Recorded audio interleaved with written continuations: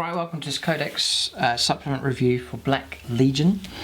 It's one of the special Codex supplements Games Workshop have done. Just means you can have more variety for your Chaos armies and you can pick a theme. I've looked at the Crimson Slaughter one, and now Games Workshop have done one for the Black Legion as well. Great name for a Chaos Space Marine chapter. We'll take a look at the Codex in this video. So I've got mine from gamingfigures.com. They do Games Workshop start at 15% off. If your order comes to over £100, then they give you an extra 5% off on top of that. And then if you're in the UK, they do ship all over the world, but if you're in the UK, then if your order comes to over £40, you get free postage and packaging as well. So that's where I've got mine from. It just means you can get Games Workshop stuff, and then you get a discount off the regular price. So Black Legion here. It does remind me of the Space Marine, Space Marine, the movie that came out, the animated film. The Imperial Fists are up against Black Legion there. Be a great opponent to fight against. I don't plan to collect them. Ben's interested, so you may well get to see Black Legion being used on the channel. So there's sort of the artwork here, and again, these are very helpful. Nice colour reference. Seems to be every codex. This seems to be the general sort of colour scheme that you're going for. So grey black kind of colouring, and then this gold you can see, and then glowing red. That's sort of your theme to try and make to fit in with Black Legion. I think they've got cool if you can introduce that colour scheme. You see that style being used here. It's not my favourite. I think it's a difficult one to do. To take black and gold and then to make them look menacing. You see the difference? It's maybe quite hard to see on the screen, but you've got the Chaos Terminators here, loads of gold, and look quite neat. But then you've got these, again, I've mentioned it before, these Chaos Space Marines that they released for the Dark Vengeance set. In my opinion, they're 10 times better than the other Chaos stuff. I wish Games Workshop would take that style and then redo the other Chaos units. They've got to make them look menacing, and they've achieved that, I think, in the Dark Vengeance set, but the others not so much. They're sort of a generation behind as far as sculpts, I think, is concerned. So Chaos, I think, an army that Games Workshop perhaps have neglected. I think a lot of Chaos players would agree as far as rules are concerned and miniatures are concerned. But one of the big sort of popular ones, you know, alongside things like Imperial Guard, Eldar, you know, Chaos Space Marines are there. So I have to see if Games Workshop, I think if Games Workshop do a lot of the units and maybe bring them all up. For example, Tau, for example, they're seamless throughout. You know, all the units look as good as each other. With Chaos, you've got some outdated, in my opinion, older miniatures, and then you've got newer ones, but you mix them together and it just gives you sort of a hodgepodge sort of army. I think they'd be more popular, more people would collect them if they just revamped, you know, your standard Chaos Space Marine Terminators, Chaos Space Marines, if those are redone and they dropped. It sort of needs a rethink and a redesign, similar to what Games Workshop did with the Dark Eldar. Just a complete revamp of the entire range, and to bring them up to the standard of the Chaos Space Marines that you get in with the Dark Vengeance set. That's just my opinion, and I think if they did that, then it would be good. I mean, there's some units I think are still okay. The Helldrake I think looks great, and the Mauler Fiend models, those unique vehicles that they released are fine, but I think some of the standard infantry units need to be redone, and the vehicles, just to redo the accessories, I think would be better. To drop these sort of spikes and to just think of something better. I think they can do better than that. So there's the background story for them. It's really good that you get a dedicated book for this chapter. Here they are. Black Legions, that's the symbol for them. This is just background story. I think it's a difficult colour scheme to master and to get right. See, I struggle to go for straight gold. You want some kind of tarnished sort of gold effect, if you see what I mean. They fighting here. With that kind of colour scheme, you want them to be dark and menacing.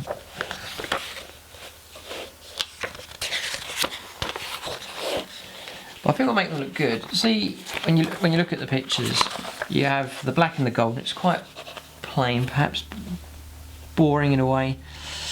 I think what might make them look that much better is the introduction of another colour, and you can see it here, red, sort of a glowing red. So any plasma type weapons, the eye sockets and so on, if you could warm them up and to make them glowing looking. Brian's done it on his Night Lords, that sort of glowing effect.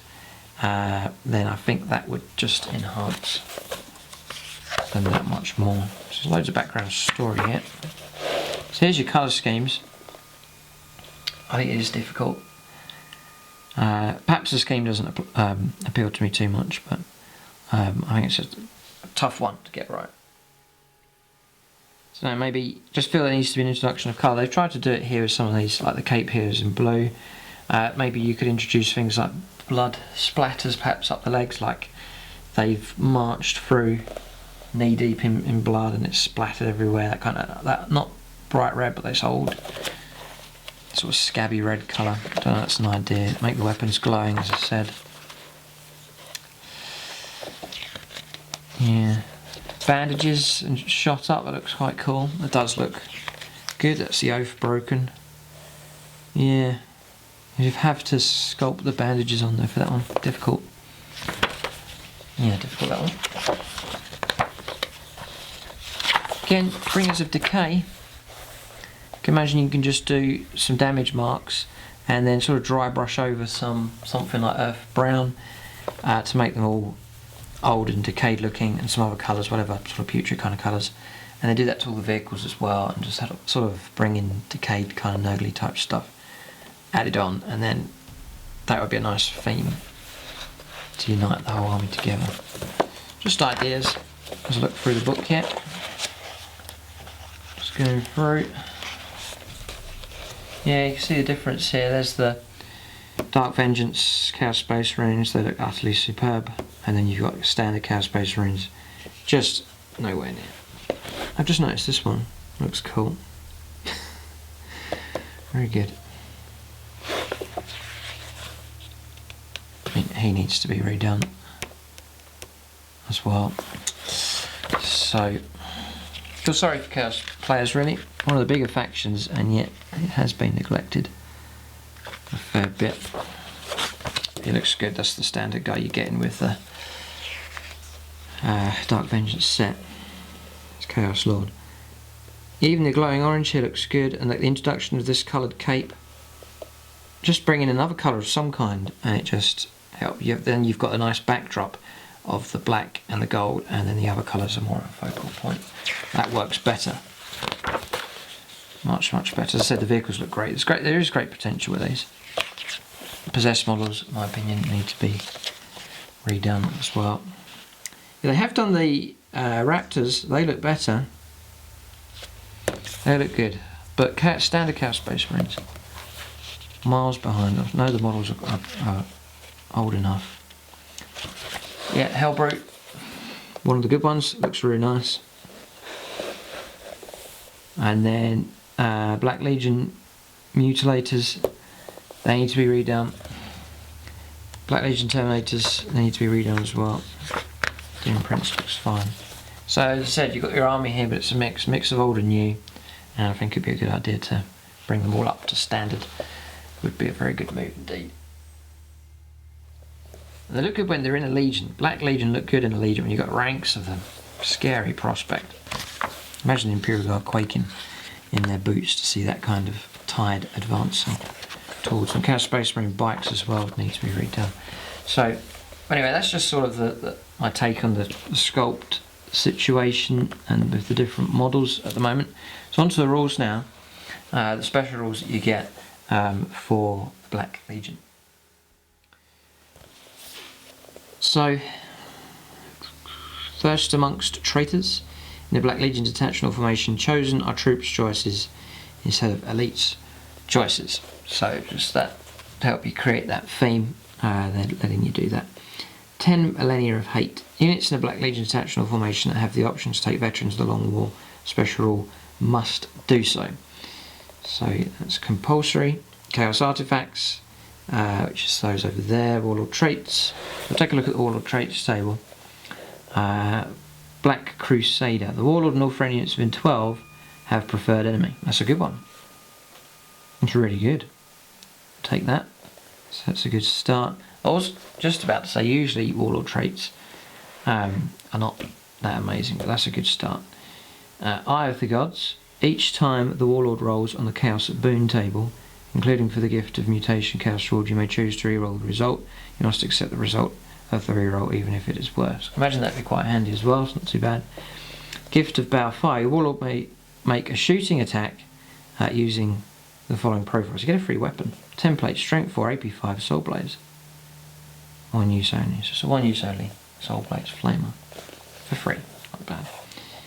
Unholy Fortitude. The Warlord has It Will Not Die. Again, pretty good. Pretty good. Next one's Soul Eater. If this model is attacking with a melee weapon, any to wound rolls of 6 have instant death. Okay, not bad. And then Chosen of Abadan. The Warlord and all friendly units within 12 of the Warlord have Stubborn, which isn't too bad. So, pretty good that table. Probably, yeah, would be tempted to roll on that one. Pretty good.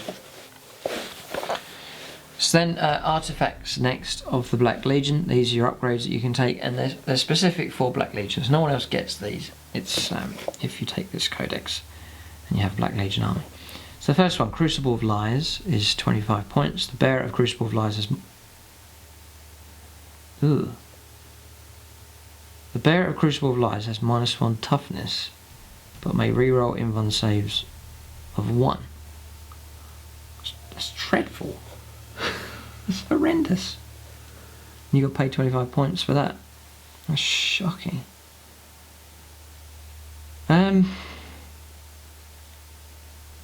Yeah, I mean, you might be tempted to go for that, I don't know, but no, it's not.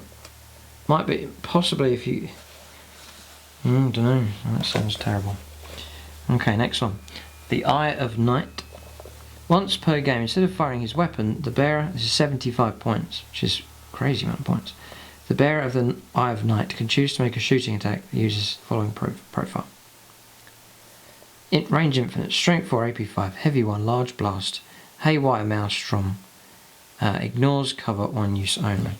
Instead of making armor penetration rolls, any vehicles, buildings or fortifications that are fully or partially underneath the marker suffer D3 automatic penetrating hits. Not bad. Strength 5 before ignores cover. Not bad. It's pretty good. It is expensive, but no, it's not too bad. I mean, if you could catch, you get it to hit, 'cause remember it might scatter. So you could try and get that marker over 2 or 3 vehicles. You could potentially cause a lot of trouble. Often you find that your opponent knows you've got something like that, he just spreads the vehicles out. You might catch one vehicle and do D3 automatic pens. I don't know if it's worth it. It's a lot of points. Next, the Hand of Darkness. When making his close combat attacks, the bearer of the Hand of Darkness can instead choose to make a single special attack that uses the following profile. So, instead of all of your attacks, you then just get a few. So, it's ×2 Strength, AP 1. Armor Bane, Flesh Bane, Instant Death. So not bad. You find yourself in a sticky situation, he's at least got that attack available. It's just instant death, so not bad. 50 points though. Instant death for AP1. Armor Bane, Flesh Bane. No, it is good. You're fighting against anything, and he uses that attack, you know, some big monstrous creature or something, and the instant death. Pretty good. You could bring down something very, very big in that situation. So Hand of Darkness, pretty cool. Pretty cool. Because you can just choose to make a single special attack, you know, if you want to. So it's flexible enough. It's not one use only. So pretty good. That's the best one so far. 50 points. Next one, Last Memory of the Uranthos. It's 30 points. Psyker only. The bearer increases his mastery level by 1. Do not generate any additional psychic power for this bonus mastery level. Instead, the Psyker knows the Sunburst psychic power from Pyromancy. In addition to any other powers he knows, the Psyker can choose to manifest Sunburst with an increased range, but this will have an increased warp charge cost. If you wish to increase its range to 12, Sunburst has a warp charge of 2. If you wish to increase its range to 18, it has a warp charge cost of 3. Declare the range of the power you're attempting to manifest before rolling. If the Psyker suffers perils of the warp when attempting an increased range, he is removed from players as a casualty. Do not roll on the perils of the warp. So it's risky. It's 30 points for that, and it's Sunburst, and you can increase the range all the way up to 18, but it carries a risk with it. Sunburst is range 9, it's a Nova, so you can hit multiple targets. I think that's how it works. Strength 4, AP 5, Assault 2d6, ignores cover, so it's good for killing loads of soft stuff. But it's probably going to be with a unit that's going to happily, charge into or shoot up soft targets, light infantry, and so on. Anyway, so yeah, not so sure about that one either. So not so good these ones. Perhaps Hand of Darkness the best. The Skull of Kurgnar or Kerngar. 40 points. The bearer has the Eternal Warrior Adamantium Will special roll. Yeah, it's not bad. 40 points though. Pretty expensive, these ones. Next one is the Spine's Shiver Blade. 30 points. Okay. So, yeah, this looks quite good. Strength of the user. AP3. It's a melee weapon. It's a demon weapon. It's the standard rules for that. And then Quicksilver. The bearer of the Spine Shard Blade has +1 initiative, which may well come in handy, but not too bad. 30 points for that. Alright, it's not too bad there. I reckon Hand of Darkness is probably the best there. So, it's formations then. So you're collecting your Chaos Space Marine army from the Codex, and then you want to do Black Legion. And then in this book, you're going to get access to these special formations that sort of encourage you to go down the style of Black Legion, and you get rewarded for it with these special rules. So there's a classic one here, the Bringers of Despair. Abadan the Despoiled, a unit of Chaos Terminators. That's a classic for Black Legion. Without equal. Chaos Terminators that are part of this formation, including the champion, have weapon skill and ballistic skill 5 rather than 4. Brilliant. Brilliant. So you'd stick them in a... Yeah, as the picture is here, put him in a Land Raider. The Despoiler's Guard. Whilst Abadan the Despoiler is joined to the Chaos Terminators in this formation, you can reroll 1 Lookout Sir. Roll for him in each phase. Okay, so they can look after him. So I mean, that might be a standard loadout that people take for Black Legion. You just get a couple of little bonuses. But the +1 ballistic skill and weapon skill is pretty cool. It's pretty good. Next one. The Chosen of Abadan. 1 to 4 Chaos Lords or Sorcerers in any combination. And then 1 unit of Chosen or Chaos Terminators in any combination for each Chaos Lord or Sorcerer. Weird. Okay, so it's a Sorcerer in each. Again, nice theme. So Exalted Champions. During deployment, each Chaos Lord and Sorcerer from this formation must join 1 of the units of Chosen or Chaos Terminators. So immediately I'm thinking of a theme here. Abadan Despoiler and a Land Raider. Maybe a couple other Land Raiders with Terminators in, each with a Sorcerer or a Lord. You know, these sort of crack units. I think they look quite good. Yeah.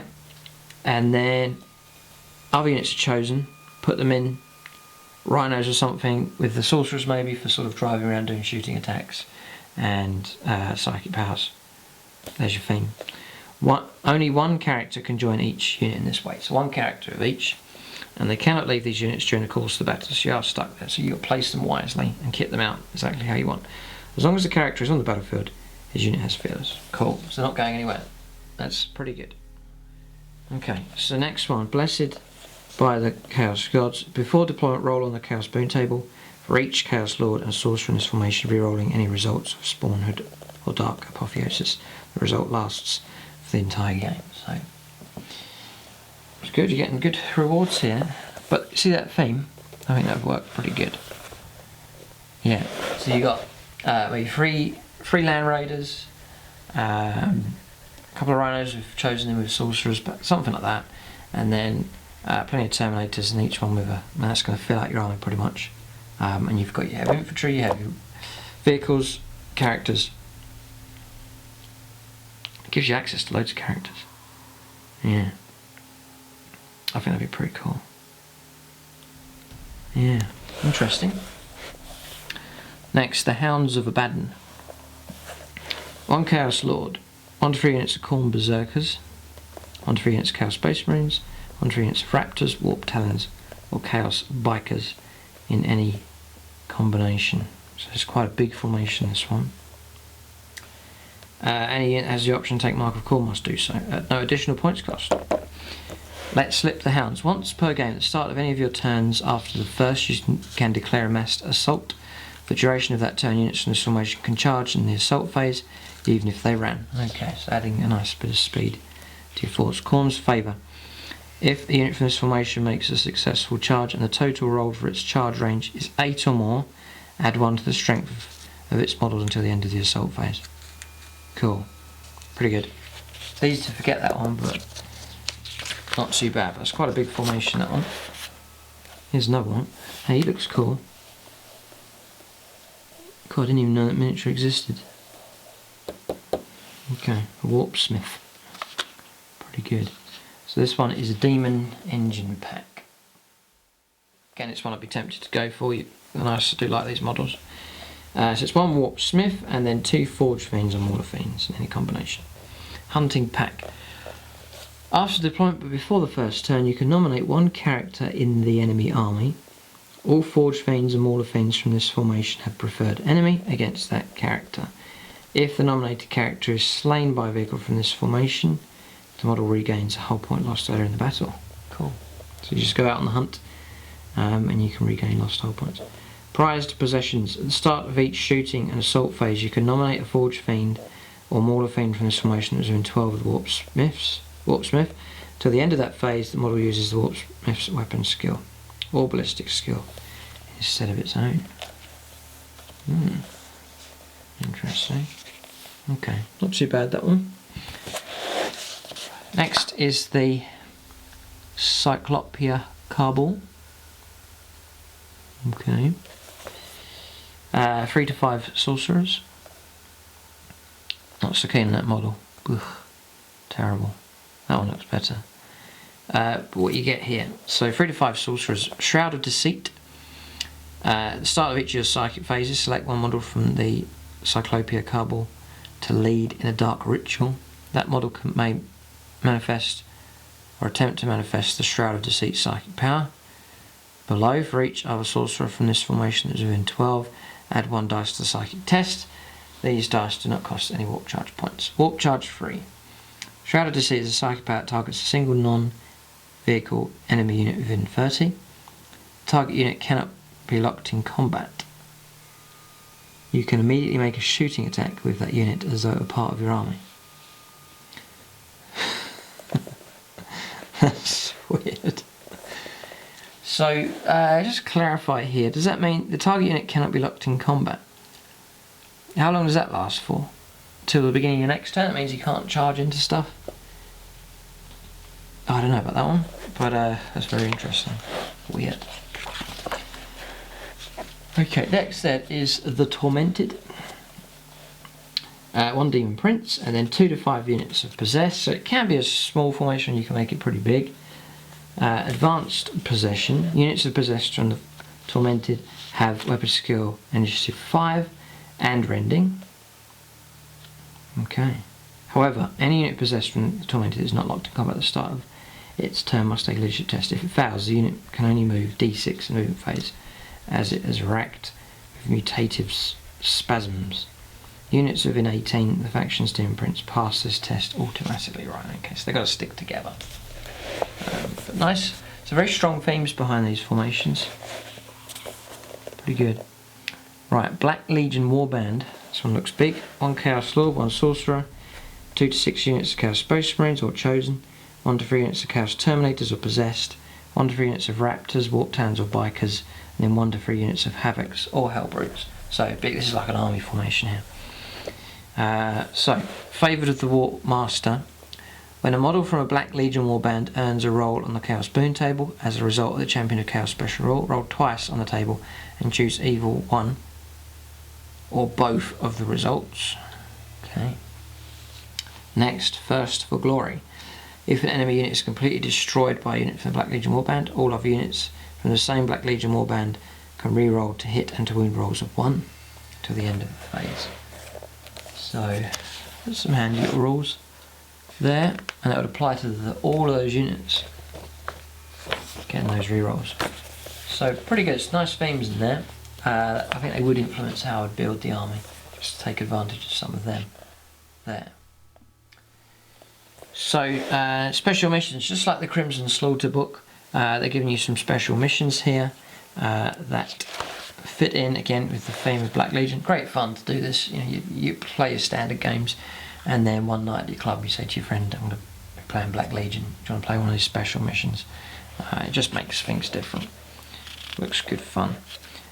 So Spear Tip Strike is the first one.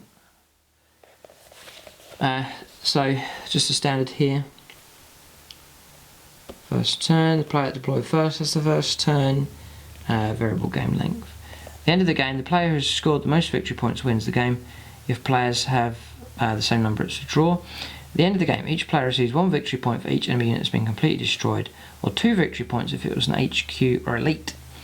Units that are falling back at the end of the game or that are not on the board count as being destroyed. Remember, the independent characters and dedicated transports are individual units and award victory points if they're destroyed. Just the usual, first blood line breaker, slay the warlord. But in this mission, slay the warlord's secondary objective is worth 5 victory points. Note that this includes the victory points earned as part of the mission's primary objective. Right, so it's kill your army commander game.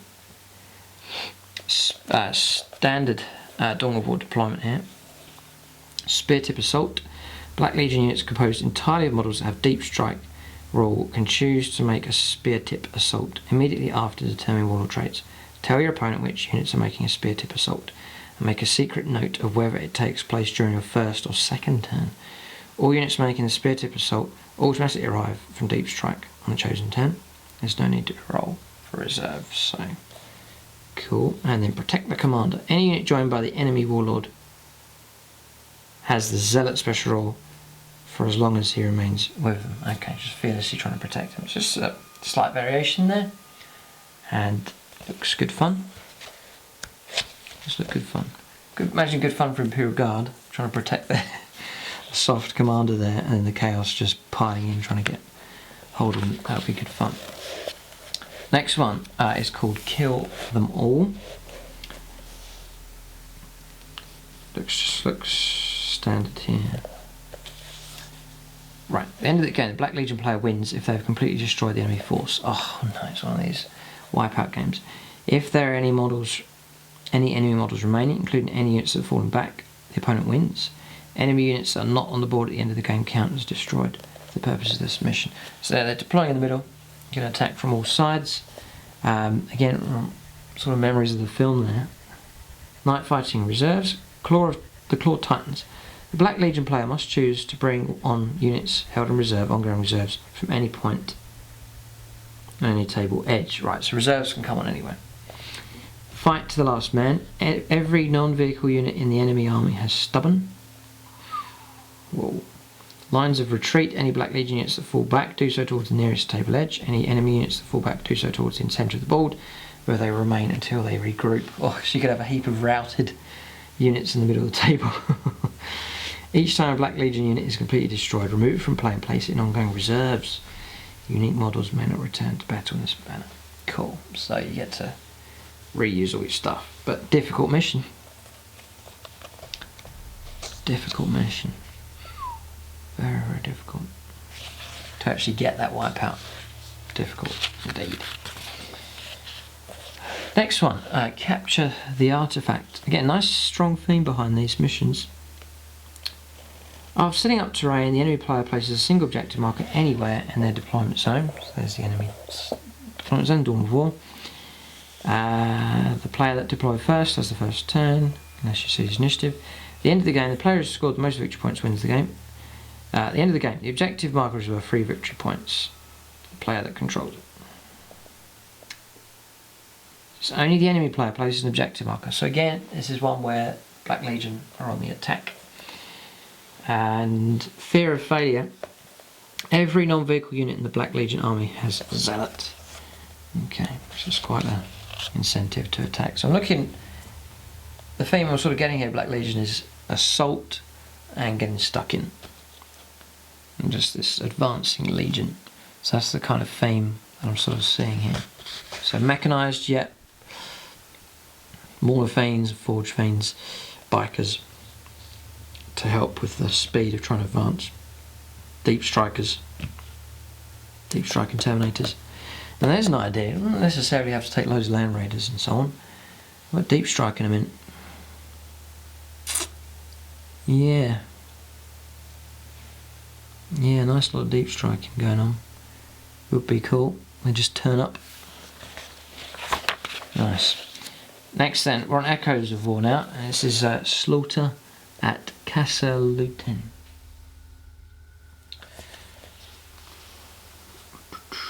And choosing armies as described in the rules. The Black Legion player must choose a Black Legion detachment or formation to be their primary detachment. To represent Doombreed, the Black Legion player must include a Demon Prince with the Mark of Khorne as the warlord of their army. Otherwise, you've got named characters called. Otherwise, the Black Legion's player force must consist entirely of units of Space Marines, Chaos Space Marine faction, or of units of the Chaos Demons faction that have the Demon of Khorne special rule. The enemy player must choose a primary detachment with the Space Marines faction. Okay. After the deployment map, use deployment map included in this mission. Oh wow, look at this one. Cool, so they're deploying in the middle of the table, being attacked from both sides. Fantastic. Players should first roll for warlord traits and then deploy their armies as follows. The enemy player deploys first, placing all of their units within their deployment zone. The Black Legion player then deploys up to 3 of their units, excluding Doombreed, in the southern Black Legion deployment zone. The remaining units are all placed in the northern Black Legion deployment zone. If the Black Legion army includes any Chaos Demons units, they must all be deployed in the northern Black Legion deployment zone. Okay. First turn, Black Legion has first turn. Variable game length. You can try and see his initiative.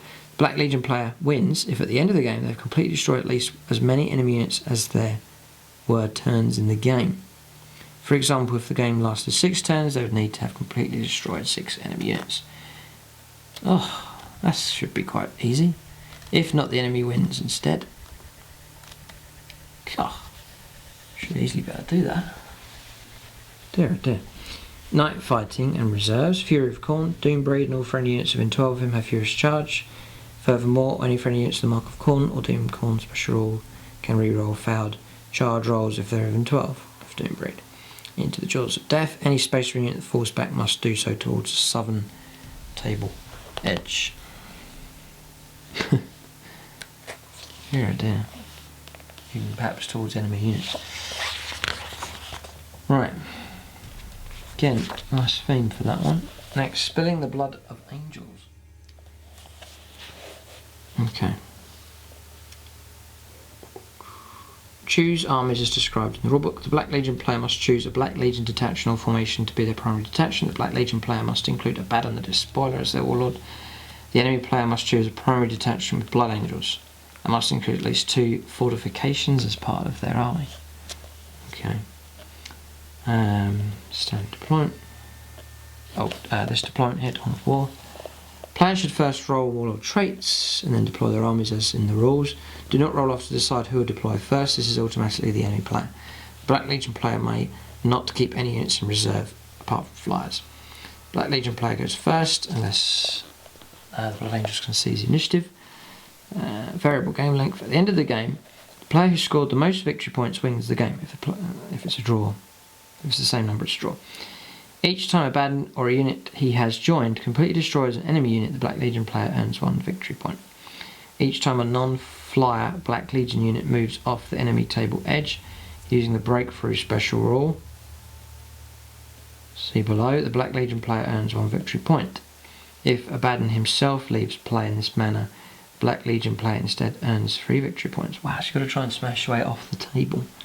Each time an enemy player completely destroys a Black Legion unit, they score 1 victory point. Black Legion units that are falling back at the end of the game count as destroyed for the purposes of this mission. Remember that independent characters and dedicated transports are counters. Yep. Slay the Warlord, First Blood, Line Breaker, Night Fighting and Reserves. Breakthrough. Black Legion units can voluntarily leave play via the enemy player's table edge as soon as one of the unit's models moves off the board. In this manner, the whole unit is removed. Wrath of the Despoiler. Abadan has the Rage special rule. He and any units he joins can re-roll failed charge rolls. Okay. Yeah, very thematic, some of these. They're all really good. They're well thought out here. I'd love to be able to adapt some of these into other games, because these are sort of good ideas for different missions. Okay. Echoes of War. Death comes to Reloria. Choose rules according to the 40k rulebook. The Black Legion player must choose a Black Legion detachment or formation to be the primary detachment. The enemy player must choose Orcs. Whoa. Cool. I like the idea you get into battle these different factions. Standard deployment. Players should first roll for all the traits, then deploy their armies as usual. Do not roll off to decide who will deploy first. Automatically goes to the enemy player. Black Legion player has the first turn unless you can seize initiative. Variable game length. Black Legion player wins if at the end of the game they have captured at least 5 units of Orcs. If not, the enemy player wins. Night Fighting Reserves. If an Orc unit is completely destroyed by a Black Legion unit in the assault phase, it is captured. Units wiped out by overrun moves count towards this. Wow. Really cool. So you're capturing Orc units. Oh, good fun game.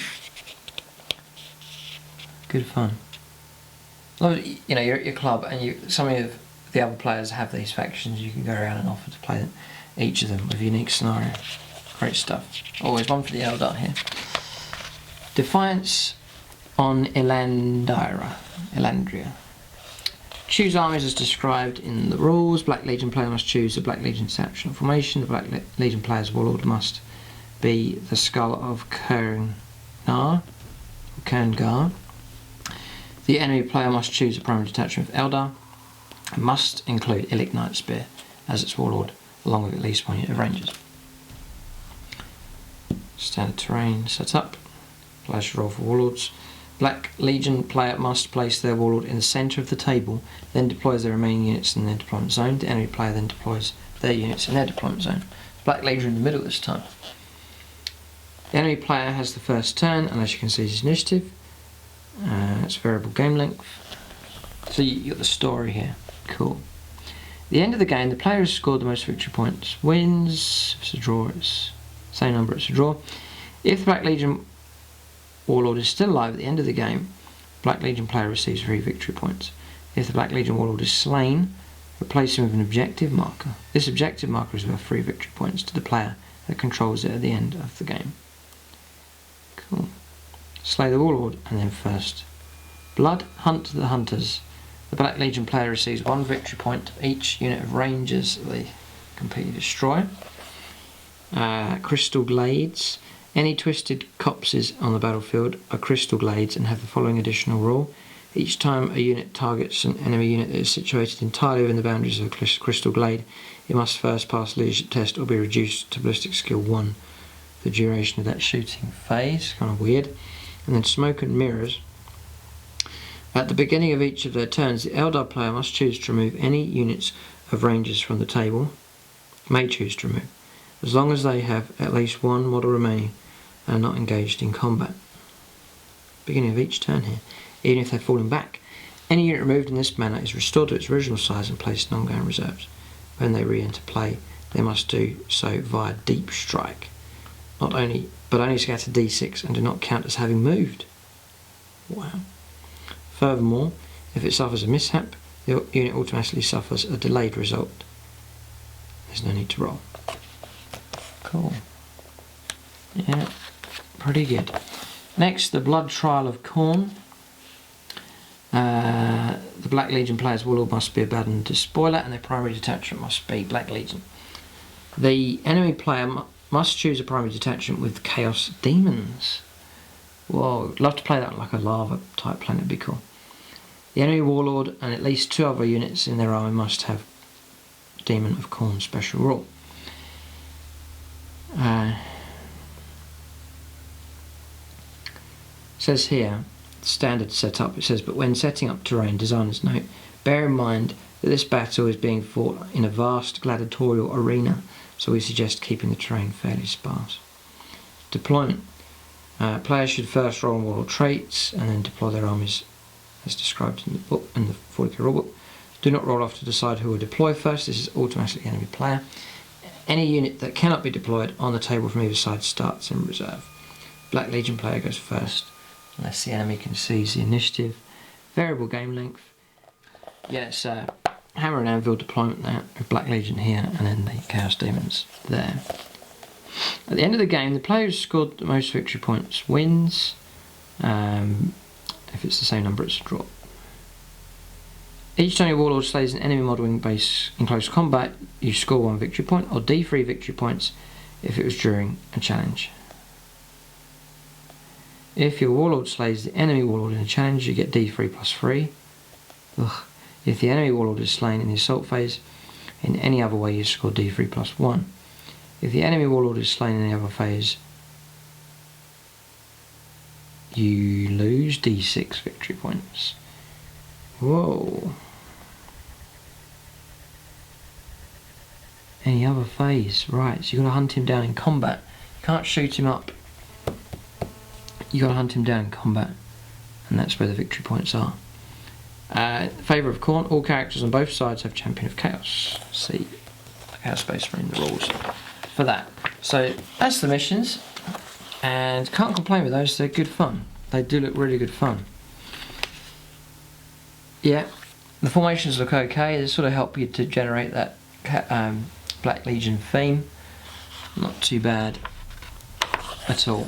But again, there's a picture of the Legion marching forwards here, Blood Angels on defensive, but pretty handy. You know, if I was collecting Black Legion, I would get this book for sure. You know, especially if you've got a favourite faction, you paint up the armies on the models, and then there's a special book for them. It's nice to have that treatment, I think, for these larger Chaos Space Marine chapters. But there it is, Black Legion Codex Supplement review. As I said, I've got mine from gamingfigures.com. They do Games Workshop at 15% off, and then if your order comes to over £100, you get an extra 5% off on top of that, and then free postage in the UK if your order comes to over £40. So that's the review for the Codex Supplement for Black Legion. Keep a lookout for them, you may see them on the channel perhaps in the future, we'll have to see. But thanks for watching, and tune in next time.